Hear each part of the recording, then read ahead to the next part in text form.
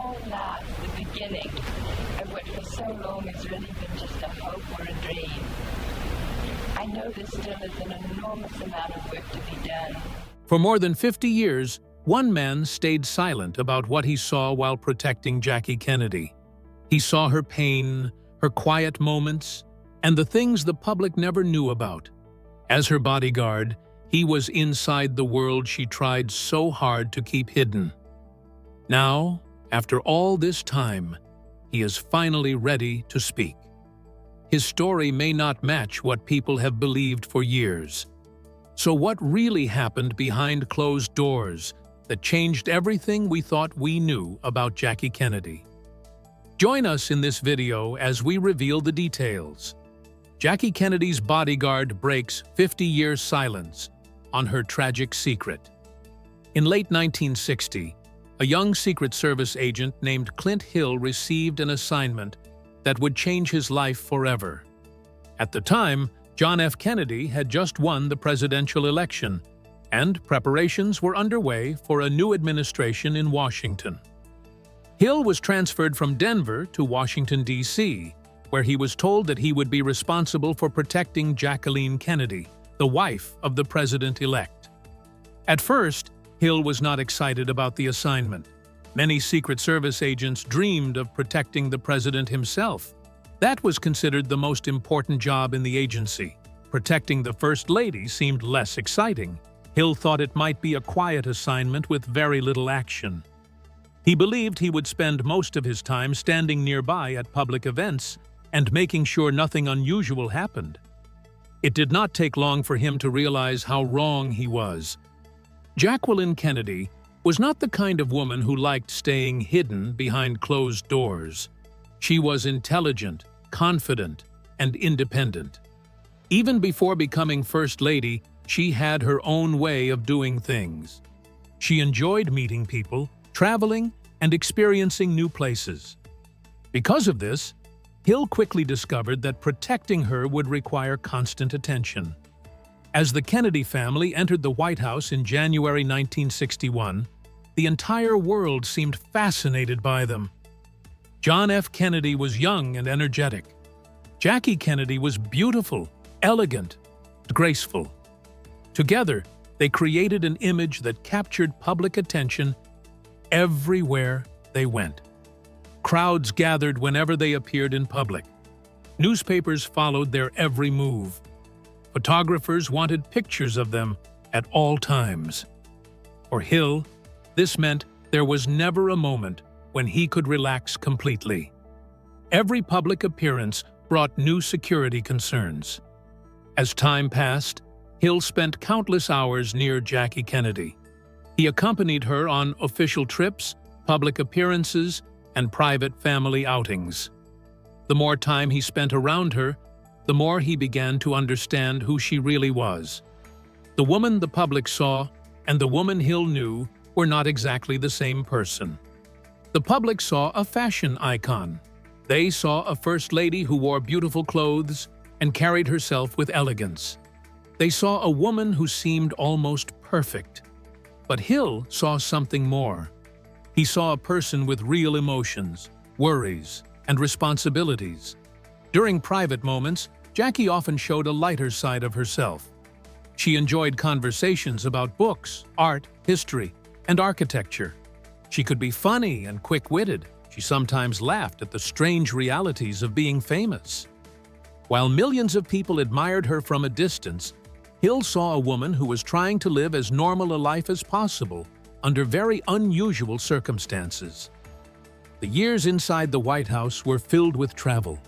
Jackie represented America across the world and became one of the country's most recognizable figures. During visits to foreign nations, she impressed world leaders with her intelligence and knowledge. One trip that stood out was her visit to France. Her ability to speak French and her understanding of the country's history won admiration from many people. Crowds welcomed her warmly, and newspapers covered her every appearance. Similar scenes happened during other international visits. People were often fascinated by her presence. For Hill, every trip required planning and focus. Large crowds always created risks. Every route had to be checked. Every appearance had to be monitored carefully. His job was to stay alert at all times while remaining mostly invisible. Over time, a strong bond developed between the two. It was not a friendship in the traditional sense because Hill remained a professional. However, it was built on trust. Jackie knew he would always be there when needed. Hill knew that his duty was not only to protect her physical safety, but also to respect her privacy. Despite all the glamour surrounding the White House, Jackie carried many burdens. The public expected perfection from her. Every outfit, every speech, and every appearance was judged by millions of people. Mistakes were magnified.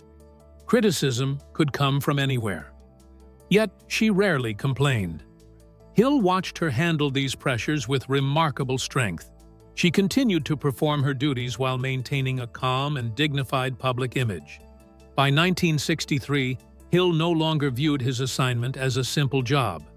Protecting Jacqueline Kennedy had become one of the most important responsibilities of his life. What neither Hill nor Jackie knew was that even greater heartbreak lay just ahead, and the events that would soon unfold would change both their lives forever.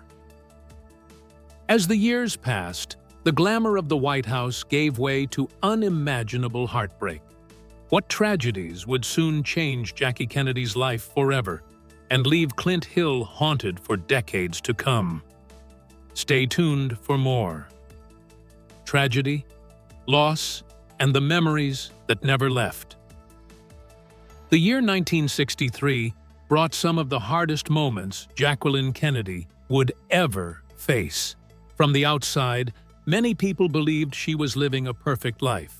She was the First Lady of the United States. She traveled the world. Millions admired her. Newspapers wrote about her beauty and elegance almost every day. But behind the scenes, Jackie was carrying pain that very few people could see. During the summer of 1963, she was expecting a child. Like any mother, she hoped for a healthy baby and looked forward to welcoming a new member into her family. However, things did not go as planned. In August, serious complications developed during her pregnancy. She was rushed to a hospital in Massachusetts as doctors worked quickly to help her. Clint Hill learned about the emergency and immediately made his way to be near the family. Even though he was not officially on duty, he felt a strong responsibility to be there. The situation was very serious.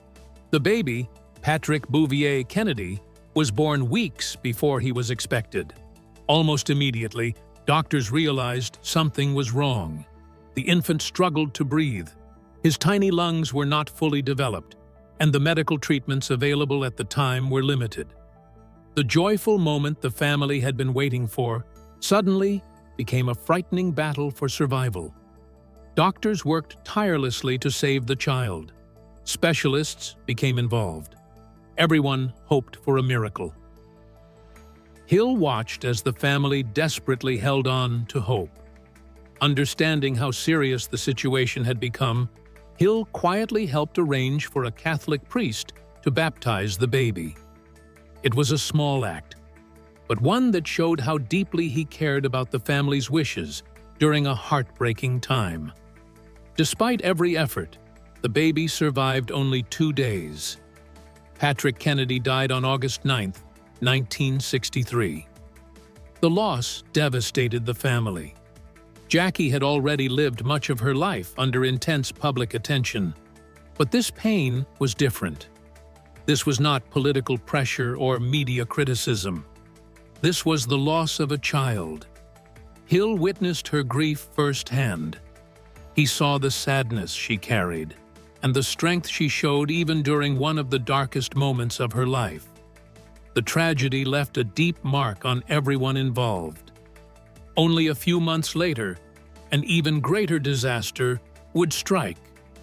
On November 22, 1963, President John F. Kennedy traveled to Dallas, Texas. Thousands of people lined the streets to see the President and First Lady as their motorcade moved through the city. The atmosphere was cheerful. People waved flags and smiled as the presidential limousine passed through the crowds. Then, everything changed. Without warning, gunshots rang out. Clint Hill was riding in the Secret Service vehicle directly behind the president's limousine. The moment he realized something was wrong, he reacted instantly. He jumped from his vehicle and ran toward the limousine as fast as he could. Those few seconds would become some of the most famous moments in American history.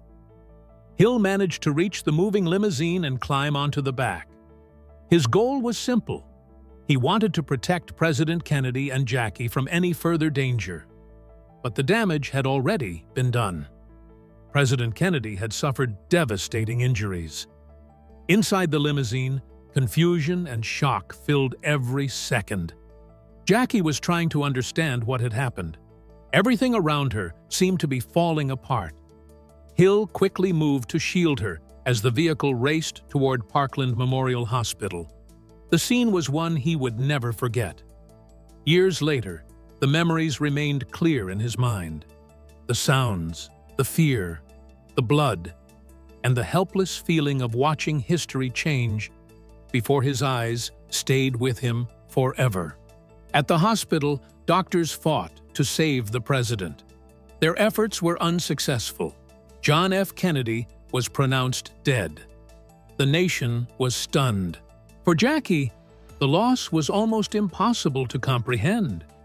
Yet, even in that terrible moment, she displayed remarkable composure. She remained beside her husband's body and refused to leave him. One decision she made stood out to many people. Her pink suit had been stained with blood during the assassination. Several people suggested she change into different clothing before returning to Washington. She refused. She wanted people to see what had happened. She wanted the reality of the tragedy to be visible. As events unfolded around her, Jackie remained calm and controlled, despite experiencing overwhelming grief. Hill stayed close, protecting her and helping her navigate the chaos that followed. Eventually, Hill left the Secret Service. But the events of November 22, 1963, never left him. For Hill, those memories became part of his life's story. So, what kind of home did she come from? And how did those early family struggles quietly shape the woman she would one day become? Let's delve deeper. Early life, family, childhood, and education. Jacqueline Kennedy was born in the year 1929 in a place called Southampton in New York. She came from a rich family, but even though there was money, her home life was not peaceful. Her father was a man named John Vernou Bouvier III. He worked on Wall Street and made money from business and trading. But he had serious personal problems. He drank too much alcohol, he gambled a lot, and he was not faithful in his marriage. These things caused many fights at home. Her mother was Janet Norton Lee. She also came from a wealthy family. She tried to keep the home together and maintain a good image in society. But the marriage between her and Jackie's father was already breaking apart. The home looked rich from the outside, but inside it was filled with stress and arguments. When Jackie was still a small child, her parents separated. Later, when she was about 11 years old, they officially divorced. This moment changed her life deeply. A child at that age does not easily understand adult problems, but she felt the pain. She felt the loss of a complete family. This made her become quieter inside and more careful about trust. She began to understand that love and relationships can break easily. As a child, Jackie found comfort in horses. She started riding when she was only about 3 years old. She learned very fast and became very good at it. By the time she was 5, she was already winning small horse riding competitions. Riding horses was not just a game for her. It became a safe place in her mind. When life at home felt heavy, she would go to the horses and feel free. The horse became like a friend that did not judge her. Even when she grew up, she never forgot this love for horses. It stayed with her for life. Jackie went to good schools and learned well. She was very good at reading and writing. She later studied journalism, which is the work of reporting news and writing stories about real life. She became a reporter and worked for a newspaper called the Washington Times-Herald. This job gave her a chance to see the world differently. She not only stays in offices, she traveled and went to real events. One of the big events she covered was the coronation of Queen Elizabeth II in 1953. This was a very important royal ceremony in England. Jackie wrote about what she saw and shared it with readers in America. She also traveled to Korea, where she saw soldiers and people living after the war. This experience showed her the reality of suffering and survival. She did not only write about fancy events, she also saw serious and painful situations in the world. In her early work, she also took photographs connected to civil rights events. These were important moments in history where people were fighting for equal rights. Some of her work was not published by her newspaper, but she continued to observe and record things. This showed that she cared about real issues in society. Jackie did not want to be seen only as a rich young woman.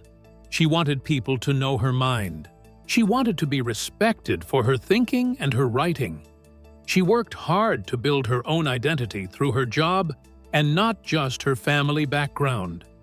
During this time, she also met John F. Kennedy. Their relationship grew slowly through social events. Later, they got married in 1953. Even after marriage, she continued to support him and also continued her own interests. She helped him with writing and communication. She was not only a wife in the background, she was also part of his public life in many ways. They later had children together, and family life became part of her identity. But even with marriage and family, she still carried her past experiences inside her.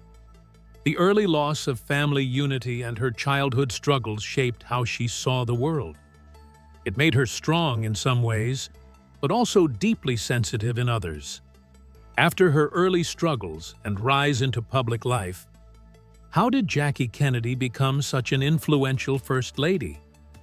Let's find out. First Lady life, White House work, culture, and public influence. When Jackie Kennedy became First Lady in 1961, her life changed completely.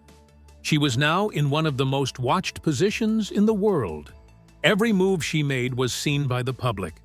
Every outfit, every speech, every appearance was noticed and discussed. From the beginning, she did not treat the role as only decoration or public smiling. She wanted to do real work. She wanted the White House to have meaning and history that people could feel. When she first moved into the White House, she saw that many rooms did not feel connected to American history. Some rooms looked empty or not well arranged. This made her feel that something important was missing. She decided to change this. She started a big project to restore the White House. This means she wanted to bring back history, beauty, and meaning into the building. She created a group of experts to help her. They searched for old furniture, paintings, and objects that belonged to past presidents. Some items were found in private homes and museums. Others were donated by rich families.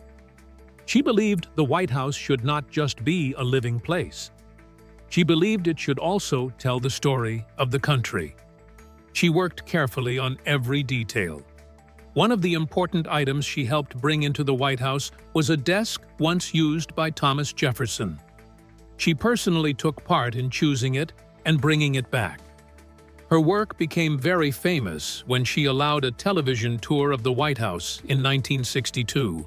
In this program, she showed the rooms and explained their history. Millions of people watched this on TV. It helped people see the White House in a new way. After this, many people donated money and items to help preserve history. She also supported arts and culture strongly. She invited musicians and artists to the White House. She believed music and art were important for the soul of a country. She invited famous people to perform even when it caused political pressure. She believed culture should not be controlled by politics. Because of her influence, she became known around the world. Many people admired her style and elegance, but she used this attention in a smart way. She used fashion and image to support American designers and industries. Her choices even helped increase American fashion exports. At the same time, she was not only focused on public image. She also faced personal pain in her private life. She lost a child shortly after birth, which caused deep sadness. Even while grieving, she continued her public duties. This showed how strong she was, even during painful moments. Later, she experienced one of the most tragic moments in American history when President Kennedy was attacked. She was with him at that time. The event shocked the whole world. After this, her life changed completely again. She became a symbol of strength and sadness at the same time.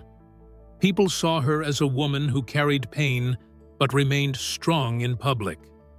After leaving the White House, she moved to a quieter life and worked in publishing. She became a book editor and helped shape many important books. Even after all the fame and tragedy, she tried to live a private life and focus on meaningful work. Her life became a story of strength, loss, culture, and lasting influence on history. After everything she endured in the days following the assassination, what finally led her to begin telling the deeper and more detailed story of her life behind the White House doors. Let's learn more. The days after the assassination and the beginning of the story she told. In the days after the death of her husband, the former First Lady was left in deep shock. She stayed away from people and spent much of her time alone. Her mind kept returning to what had happened in Dallas and the sudden end of the life she once knew. She spoke very little at first. When she did speak, her words came slowly, and she often stopped as if the pain made it hard to continue. She was still very young at that time, and she now had to care for her children while living under heavy public attention. Everything around her had changed in a short time. The home she once shared with her husband no longer felt the same. Even simple daily things like sleeping, eating, and answering the phone became difficult for her. She often thought about where she would live next and how life would move forward without him. Not long after the tragedy, she began to speak privately with a trusted journalist. She chose him carefully because she wanted someone she believed would understand her feelings and also protect her words. These conversations lasted for many hours over several sessions. In them, she went back over her memories of her husband's political life and their private life together. She spoke about how she saw him not just as a president, but as a husband and father. During these talks, she also described the days surrounding the assassination. She remembered the trip, her clothing, the atmosphere, and the shock of the moment. Through her telling, he appeared as a strong and heroic figure who died in a way that gave him a lasting place in history. She helped build an image that turned him into a symbol of hope and greatness. At the same time, she was also shaping her own identity as the widow who carried his memory. She later permitted parts of these conversations to be shared publicly. This was done carefully and in a controlled way. An article based on her words appeared and gained wide attention. It presented a strong emotional picture of both love and loss, and it helped create a powerful story around the former president's life and death. At the same time, she became more closely involved with members of her late husband's political circle. His brother and close allies remained near her, offering support, but also staying deeply involved in decisions around the family's public image. She was often surrounded by people who were also trying to protect the reputation of the family and guide how history would remember them. Plans were also made to preserve letters, recordings, and memories connected to the former president. Some of her private accounts were set aside with instructions that they should not be released for many years. There was a strong desire to control how future generations would see the past and to protect certain private truths from immediate public view. During this period, she also met with a respected historian several times. In these meetings, she continued to share her memories in more detail. These early conversations became the foundation of a much larger personal record. After revealing the painful days that followed the assassination, how did her story begin to shift toward power, public image, and the hidden struggles inside the presidency? Let's take a closer look. Power, public image, and the shadows behind the presidency. As time passed, her memories expanded into a wider account of the years in the White House. She described the presidency as a life filled with pressure, constant attention, and little privacy. She explained that she often felt cut off from normal life and from the outside world. According to her reflections, the White House was both a place of honor and a place of isolation. She spoke about major world events during her husband's leadership, including failed military operations and rising tension with other global powers. These moments placed heavy stress on the president, and she described him as carrying great emotional weight. She often presented herself as someone who observed these events closely, sometimes suggesting she had a deeper involvement in conversations than the public believed. She also described meetings with world leaders and important international trips. In these accounts, she shared impressions of foreign countries and leaders, sometimes praising them and sometimes criticizing them strongly. Her time in France was especially important to her, and she spoke warmly about French culture, while also showing moments of tension and disagreement during political visits. At the same time, she expressed strong opinions about political figures who came after her husband's death. She felt that the change in leadership was sudden and difficult. She often compared new leaders to her late husband and believed they did not match his character or ability. These feelings reflected her deep emotional connection to the past and her struggle to accept the new political reality. Her private reflections also touched on more personal matters. She spoke about her marriage as both loving and complicated. She described her husband as a strong and intelligent man, but also someone who lived under great physical pain. It was said that he suffered from serious illness and depended on strong medication at different times in his life, something she did not fully discuss in public. There were also claims and stories about his private relationships outside the marriage. These were not openly discussed by her in detail, but they were part of the wider accounts surrounding his life. In contrast, she often chose to focus on his positive qualities, presenting him as disciplined, charming, and deeply committed to his public duties. She also spoke about her close bond with her husband's younger brother, who became an important emotional support after the assassination. Their relationship was described as very close, and at times it raised public questions, though she often presented it as a strong family connection built on shared grief and responsibility. Over time, she began to step back from public storytelling. After several long sessions of interviews, she decided not to continue speaking about the past in the same way. How did Jacqueline Kennedy begin to cope with life after the assassination and the end of her time in the White House? Keep watching for more. Jacqueline Kennedy, Life After the White House and the Weight of Loss. Jacqueline Kennedy was married to President John F. Kennedy, and from the outside, their life looked perfect, calm, and full of beauty. But inside the marriage, things were not always easy. There were many private struggles that she carried quietly.